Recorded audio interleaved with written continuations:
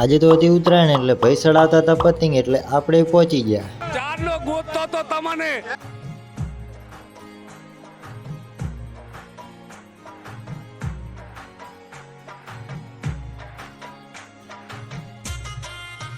પછી તો આપણે પતંગ ચગાવવાનો શોખ પૂરો કરી લીધો.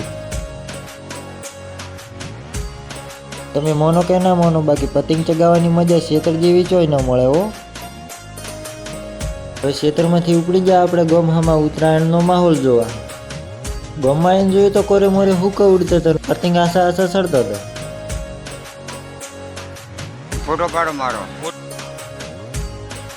रोम रोम भाइयों सिस्टम पार देंगे.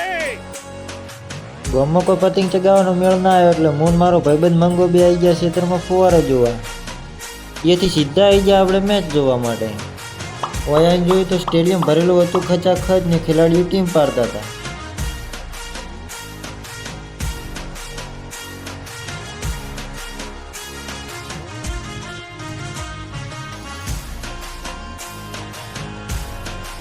તો મેચ જોઈને સીધા ખસકાયા ઘરે. હમણાં બ્લોગ સારો લાગ્યો હોય તો લાઈક શેર અને સબસ્ક્રાઈબ કરી દેજો. જય માતાજી.